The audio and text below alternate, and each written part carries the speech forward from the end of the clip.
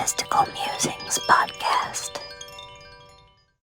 Welcome to the Mystical Musings Podcast, our new episode. I'm your co-host, Brenton, down in Texas. And I'm Rachelle, and I'm coming from Eugene, Oregon. And happy to be here today. I think the topic that we're going to cover today is really kind of a live wire. Like, it's coming from real organic responses to what's happening in the world right now, because shit's kind of crazy. And we want our offerings and our talks to be anchored in what's real, what's authentic, what is meaningful to people at this time in history, in their lives.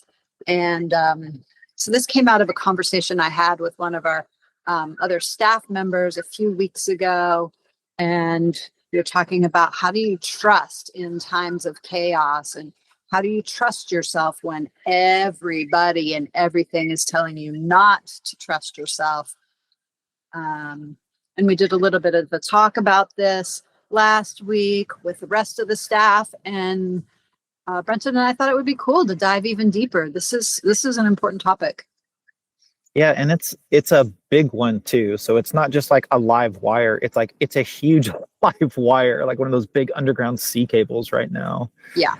But yeah, it feels pertinent, and it, at kind of a glance, it may not. It's like, okay, well, what does trust really have to do with the fact that things are hard or expensive or kind of crumbling around right now? But I think that in times where there's a lot of change, there's a lot of transformation, and a lot of things that maybe feel like they're just out of our like day-to-day control, like big things are happening, it can be hard to trust just alone that everything's going to be okay. So, when we're talking about trust, it's like there's a lot of different levels with it. It's like, can I trust myself to do what I say I'm going to do? Can I trust that the sun's going to come up in the morning? Can I trust that I'm going to be safe tomorrow night? It's like there's a lot of different ways that we can look at trust, and depending on your situation right now and where you are in this world or in this country and the color of your skin and the language that you speak, it's like you're going to be having a different experience with trust with safety, trust with yourself, trust with the future and what that's going to bring. So it's a really complex issue right now. Yeah, for sure. Yeah. We could probably talk on this, as we always say, forever. But one of the things that's coming to me as you're talking is this sense of like dilating and narrowing the focus given the circumstance, right? So if it's like shit is hitting the fan right here, right now, like, I don't know if I have, enough money to pay my next bill, I'm going to really narrow that focus on one hand, at least, and say like, okay, in this moment, what is a resource for me? Can I trust that the next breath is going to come? And that doesn't pay the bills, and it doesn't get you all the way to that point where you're going to find the money. But what it does is it gets you through each moment, and you take it moment by moment by moment. So it can be really helpful to narrow that that lens sometimes. Sometimes things are so crazy that we can't have this broad vision of like, it's all going to be okay. It's just too much. And so we really have to dial it down and say like, okay, what's the bite-sized amount that I can get through and I can trust that moment. So that's one piece. And then the dilation I'll go into in a little bit maybe, but if you want to say anything about that narrowing. Just that it kind of feels like, depending on what state our nervous system is in, we're going to have different experiences of trust. And if my fight or flight system is just kind of active and going haywire, then I'm going to need bite-sized trust to kind of get me through. Yeah. But the more that I'm taking those baby steps, then it's like, that's more of what opens me up to those bigger experiences of like longer term trust, which I probably can't reach if I'm like eyeballs deep in the weeds and the hell or whatever else is there. Totally. It reminds me too of something that we touched on in, I think it was Asteya in the yoga group, which is like tuning in to different layers of where our truth is, right? And how much does truth and trust kind of, or authenticity, relate to each other, and how that relates to the nervous system, right? It's like, if we're in survival mode, our brain is going to be shut down. We're operating from, kind of like instinct in a lot of ways. And so if we're looking to find trust there, we're going to have to kind of drop below that. We're going to have to come from the heart, or, maybe there are some people out there right now. I mean, definitely are people, but that are watching this video or listening to this, where it's like, it's real time. Like, I don't know if I'm going to, be able to eat my next meal or something like that. Then you're going to come more from the gut, not just because it's about food, but because that's an important part of where trust is coming from, of like, okay, I'm going to move this way and tend to this particular need.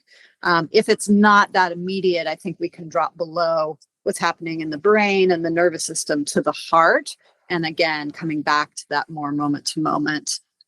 Does that make sense? Yeah, it does. And part of what I hear you talking about is like the embodied sense of trust, and how that's going to kind of change depending on what we're experiencing too. And like, just like nervous system aside, right? It's like there's a difference between how trust it feels and how it's experienced in my head versus how it's experienced in my heart versus how it's experienced in my stomach or my knees or my feet, or whatever else.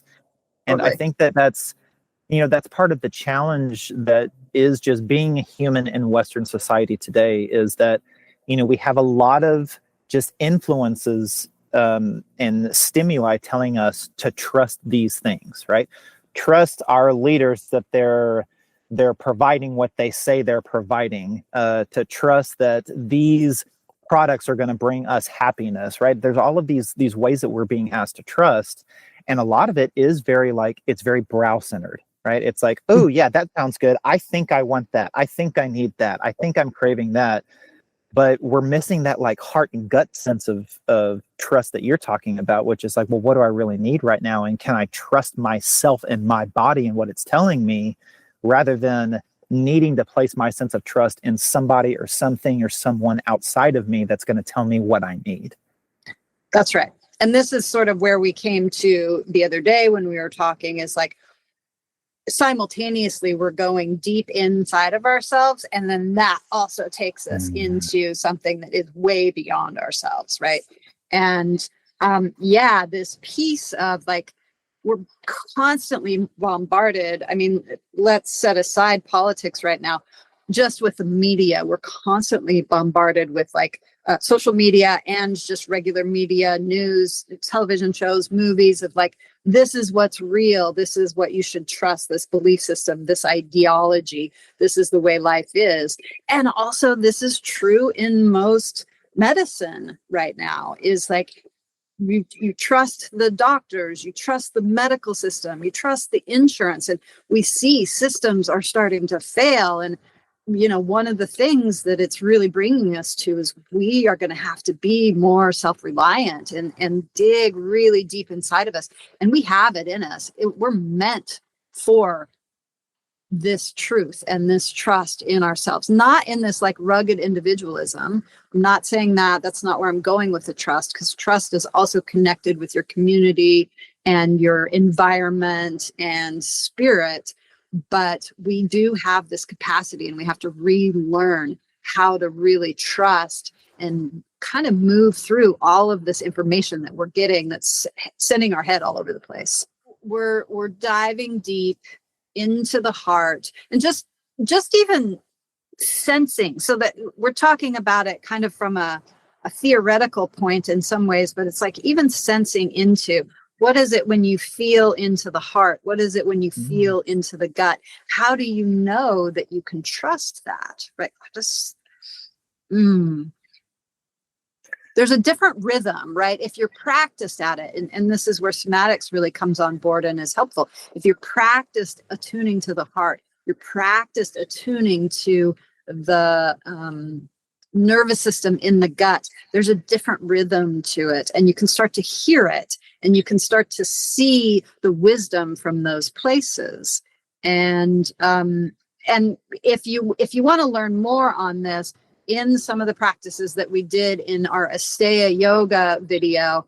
Check that out, and that'll help kind of get you into some of those practices if you want to explore that. Yeah, totally. And yeah, I appreciate you mentioning that resource, because I mean, that's partly what we're trying to do with our virtual programming, is give people like a community and a kind of library of effective practices, so that as society and our systems, like you mentioned, are kind of crumbling down around us, we have tools that are helping us build a sense of foundation inside. Mm-hmm. And so maybe there's a question that comes to my mind, which is, you know, how do we, or what are your insights about how do we kind of make this transition from a sense of trust into these systems outside of ourselves that are starting to collapse, so that we, like, how do we move that sense of trust back inside, so that it's not this like self-righteous, self kind of isolationist way, but in this, oh, I am responsible for me and to me, so how can I give to myself as I give to community in a way that's like balanced and healthy and beneficial for us all. Yeah. Because trust doesn't just like, you know, right now it's like, it's hard for me to imagine just moving into a new community with people and just trusting everybody. Totally. Because of the world that we live in right now. So it's like, you know, how do we bridge those gaps between where we are now as things crumble into this kind of rekindled old way of community and trust and being? Yeah. Yeah, it's a good question. And I would say, you know, there are a myriad of ways. They're different for different people. And we're going to touch on a few of these things. But what's coming to me right now is vibration. This is a weird thing to say. But again, these practices that we were doing a while ago, what's the vibration of the mind, the mental capacity? What's the vibration of the heart? And we can do the guts too, but let's just stay at the heart. Can we feel the difference between the vibration and the mind? This tends to be a little bit more rapid and rational and external, and the heart tends to be a little bit slower and tender and more emotional. And if we just start there, even just thinking about, am I here or am I here? And then we walk out into the world and it's like, what's the vibration that matches what's here? Then you start to get into like, oh, I can trust myself. It's just like, in some ways, it's what's coming to me is like a self-fulfilling prophecy. You drop into the heart and you start to feel that vibration, and it's like, oh, there's satiation. There's this comfort sense that can come up, you know, and it sort of teaches us itself. If we start to listen to it, we start to listen to, well, okay, I think if we just think on a physical basis, the heart as an organ, right? It's with us our entire lives, beating, beating, beating, beating without any input from us. It's literally sustaining our lives along with the breath, right? That's an incredible miracle. There's got to be something in there that we can trust. So we tune into the heartbeat, right? And then we start to know, like, oh, okay, there's something there. And then we start to look around, like, where is there resonance with the heart in the world? And so then there's that inner and outer. That's one way for that question. Yeah, that's so good. You know, when I think about trust elementally, I feel like trust is a very earthy quality. And I think that there's, you know, like when we plant a seed, there's this miraculous magic that happens with trust there, because we trust that with a little bit of like elemental nurturing, that literally an entire, you know, infinitely seed producing tree can come from a single thing this big. You know, that requires a lot of trust, but we just kind of take it for granted. And one of the things that I hear you saying is like, when we move out of the head, and whether that's moving like more into the core of our body, ourself, or moving out of our head into our relational field with the natural world around us, that it's easier to experience trust, because like thinking is a surefire way for me to move out of the vibration of trust. If I think enough about something, I can start to mistrust it. And while I think that there's times where that's good, right? We start talking about discernment, but I think that the more that we're, like what you're saying, we're tapping into the deeper, more grounded parts of our body and the ways that we're connected with the world around us, that it's easier to see trust, because, you know, it's it's hard for me to doubt that the sun's going to come up tomorrow morning. It's going to rise in the east. It's hard for me to doubt that these seasons are going to change and spring is going to come again and it's going to get cooler and then it's going to get warmer. It's like, I don't doubt those things. I have a lot of trust with them. So maybe then the more that I'm in the natural world and I'm not so much caught up in here, it's easier for me to just be in a place of trust in general. And so for me, I think that's one of those kind of baby steps that if I'm having trouble trusting Western society to take care of me, trusting that humanitarians are going to come and kind of save us from this judgment kind of discrimination that's happening right now, that's a little challenging for me. But if I can get in the natural world and just kind of remember and trust that life is going to continue, it kind of helps me get out of that chaos that happens in my head. Mm-hmm. And I think that eventually kind of opens the door for me to just be more trusting with my own personal experience too. Mm-hmm. Yeah, I love that. Thanks for saying that, because sometimes it's hard for people to go inside. Maybe there's trauma or something like that. And so the body can be a place of not necessarily trusting. So going into nature can really be that. And that's a resource for me too. And it's one of those things where it's like, that's the grand big vision that reflects back inside of me. It's like I step into nature and I just feel instantly connected. And it takes all of that, mental chaos away. And it's like, oh, it's right here. Here's what's meaningful, life-sustaining connection, right? Here's beauty. It's right here in front of me. The air is fresh and oxygen is supplied in every moment. And so that's going to a very deep primal trust. And it doesn't pay the bills, but if we can recalibrate our nervous system to that deep primal trust, it'll start to ripple out into other areas of our lives. Part of what I hear you saying is that there's qualities of trust that are starting to emerge in our conversation. And of those, I can see that trust is more of an embodied phenomenon than it is a thinking or head phenomenon. And that also that trust is a present moment function. And that the more present I am, it seems like the easier it is to be in places of trust that matter. Thanks for saying that. That reminds me of what I was going to say. And you kind of spoke to this too, which is like, especially in the world right now, there's a lot of things that we need to feel like we need to figure out. And so that sends the mind spinning. And for me, and maybe for quite a number of people, it creates anxiety. And one of the experiences that I have with anxiety is my mind moves faster and faster to try to figure out the answer so that I can, rest in this place of trust or security or comfort or something like that. And, I've been around long enough to know that doesn't work. The mind actually can't figure it out. And there's some amazing quote by Einstein or something like that, where a problem cannot be created a problem cannot be solved at the level that it was created.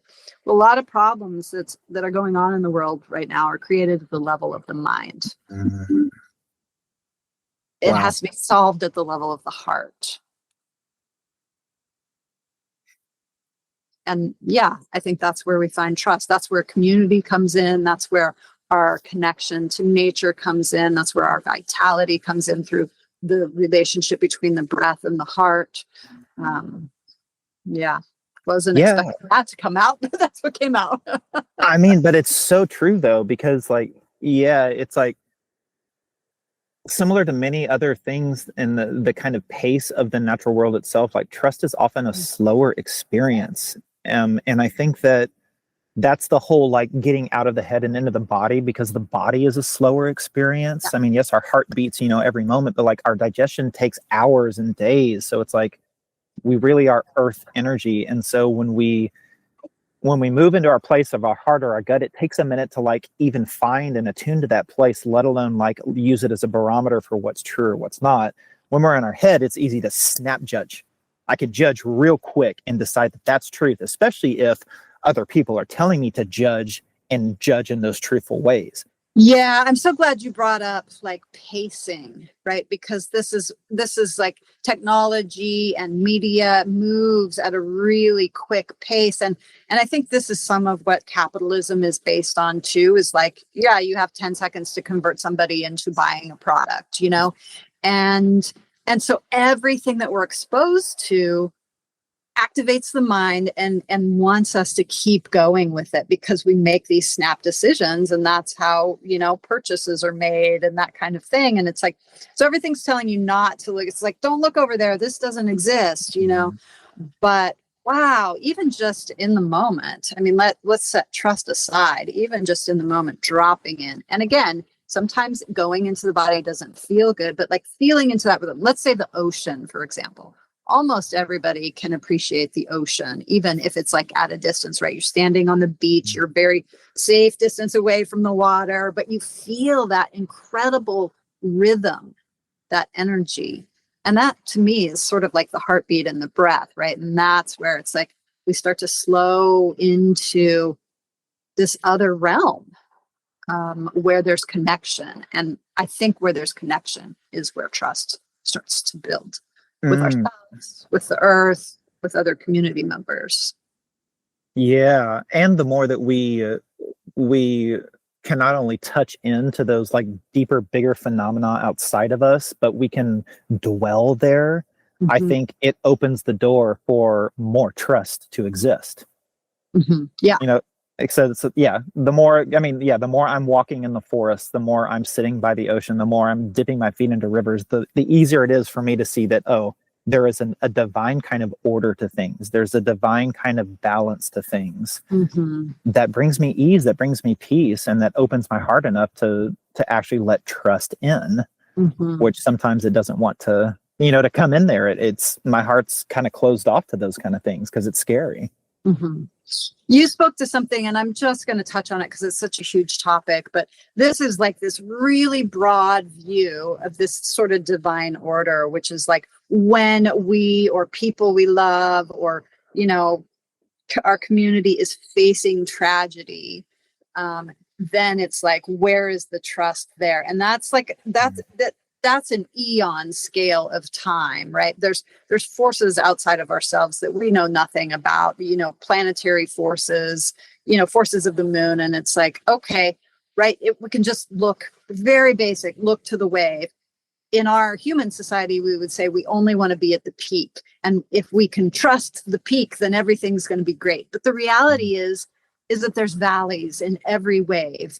And if we can broaden our view and see, oh, there's a valley, but I know that there's going to be another peak again. That is also the basis of trust, being able to see this larger framework of like, wow, things are really difficult right now. And this is the way nature flows. This is the way history flows. It doesn't solve everything by any means, but for me, it gives me that larger, like, right, okay, it's not just like, you know, instant, I don't know, death right at this moment. Totally. Yeah. And that's more of that natural world phenomena. It's like, yeah, the tree is not going to grow and then die in 2 days. You know, it's going to be a process that's human lifetimes. And yeah, sometimes, yeah, I know for me personally, I need to get out of myself enough to see those things and ideally to feel them and kind of resonate with them. We're back to vibration again. It makes me think too, and this is somewhat edgy, you know, because I certainly live with a fair amount of privilege. I will just say that up front. But when we can see that from those bigger rhythms, that enables us to really trust that maybe we can make some sacrifices for other people's well-being or for the community or for the environment. And we don't always have to seek comfort, and we don't always have to seek privilege, and we don't always have to seek the peak of that wave, because we know that we're part of this bigger web of life. And so we're not always pushing away discomfort. Like some of trust is inviting it, or at least accepting that that's a part of life too. So don't want to go too deep there because I know it can be real scary, but I think it's important to say. That's God, what a bomb. I mean, a truth bomb, though, I mean, we've been talking about some of these yoga principles we've been studying. That is Satya all over it. Yeah. Yeah, it makes me think of, faith is kind of a hot topic right now, and it's pretty similar to trust, and that's part of what I hear kind of in the background of our conversation. And I think that's, it's one of those, it's all the more reason to learn to build that sense of like trust inside, because I think right now the idea of faith in things outside of ourselves it's kind of being pushed, and whether that thing outside of ourselves is an idea of God, or it's in our leaders, or it's in ideas, it's like, and to kind of bring God into it, since we're just going into all the deep places, it's like, the more that we're kind of turning inward with things and finding God or love or compassion or trust or openness, inside, I think the easier it is to kind of drop down into those like more earthy, heart-centered, connected kind of points of reality, and then to trust them too. Yeah, rather than just letting ourselves kind of get kicked up over and over and over again into these kind of ungrounded places where it's easy to trust in things that are maybe not so real. Makes me think of the Bhagavad Gita, in the renunciation chapter, where Krishna tells Arjuna, most people, they look at the smoke and they see it for the flame, and they never go past that. And I think that's the way that most people tend to experience trust, is this kind of like more head kind of quick, like, oh, this must be real. But the more that we take that time to like go inside and ask, well, what does it really mean to trust myself? What does it mean to build trust in myself? And why do I trust myself in some ways, and why do I not in others? And to examine like what that is about, then it's easier to deal with other people too. But most of us are not doing that work inside. And so it's easier for us to stay in these like mistrusting or misplaced trust, with what's going on in our life. Yeah. I just want to kind of pull apart just a little bit trust and comfort or security. Yeah. They're not the same thing. Totally. And so much of our society tells us that they're the same. And then we start to up here, seek out, or panic if we don't have the things that we're supposed to have, right? And it's like, you won't always feel comfortable. You won't always feel security, but you can trust in the wave, rising and falling, rising and falling. And it's a yogic path for sure. It really is. I mean, I'm just kind of thinking now about, I mean, like, I want to just chew on and contemplate, like, how do I experience trust when I'm comfortable versus how I experience trust when I'm not comfortable. When I'm in the middle of like craving and aversion, polarity hell, like, where is the trust? Like, what do I trust? And is it something inside of me? Is it something more outside of me? And it's like, that's some work I think I need to do in the weeks and months to come, because it's going to behoove me. Yeah. It's a deep practice. Yeah. And yeah, me too. Eternally. Yeah. That's why we explore this stuff is so that that we can continue to deepen our work and our understanding, and hopefully whoever's listening, that'll help too. We don't necessarily have the answers. It's just like patterns that we're seeing, what we've learned so far, and then we'll take it deeper and see where it goes. I mean, it's certainly my hope, and I think I can speak for both of us, that we want people to leave, these podcast episodes almost with more questions than they had coming in. So that, you're really asking yourself and contemplating and chewing on these things, because we need to be chewing on them right now. There has never been a time more appropriate for like really contemplating this deep shit than right now in this country, or at least in Western society. Yeah. Yeah, for sure. Yeah. Just at least an openness to explore. I'd never really thought about that. Let me sit with it a little bit more. Yeah. Yeah. So maybe for, everybody listening, some of the homework that you can potentially assign yourself is to, kind of play with where is trust in my body at different times based on what I'm experiencing in my life. When do I feel like it's like my head is heavy with all of these ideas of trust, or if it's, if it's more in my heart, what's my emotional experience? How is it different? Because my experience is typically that it's more of a calm thing.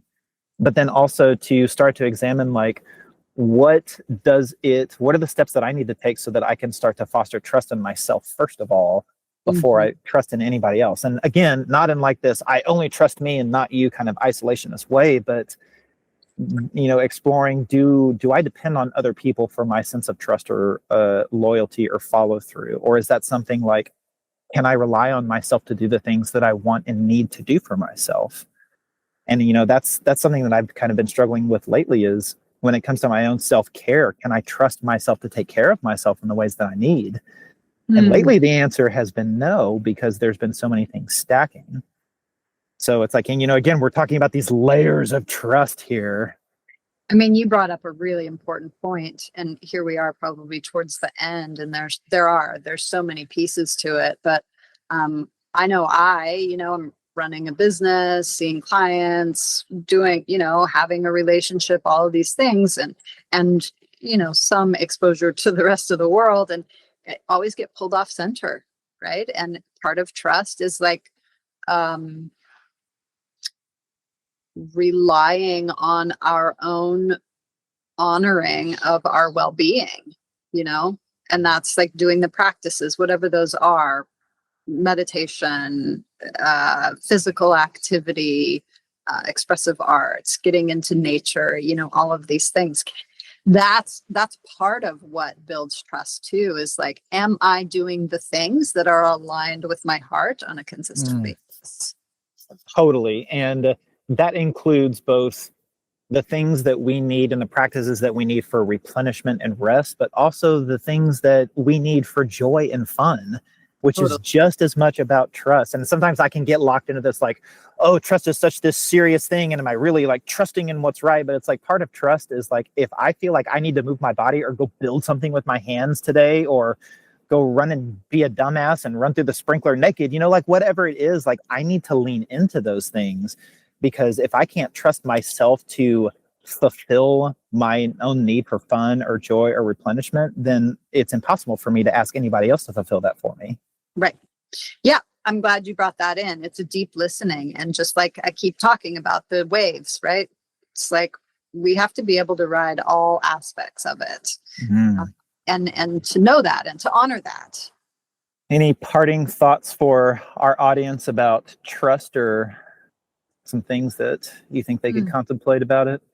I mean, I would say if you feel really disconnected, this is where support can come in. If you feel really like, I don't know how to trust myself, or it feels really unsafe in the body, that would be a really good time to get some additional support, a therapist or a friend, a real trusted friend, or, somebody that can really be present for you and really encourage you to experiment and to trial listening to yourself. I think that's the thing that I would say. I love that, because I think, you and I talk about this all the time, probably every episode we've mentioned it, but just the importance of community. Right now, it's like, it's the ruling class would have us be divided. But our power is in togetherness. And really, I think that's our human nature too. So I love the opportunity to lean into the trust in the good nature of people and in community right now, I think is pretty awesome. Yeah. And community beyond humans too, right? Oh, amen. Yeah. To trust that the natural world is caring for me much more and more often than I realize too. Yeah. Love it.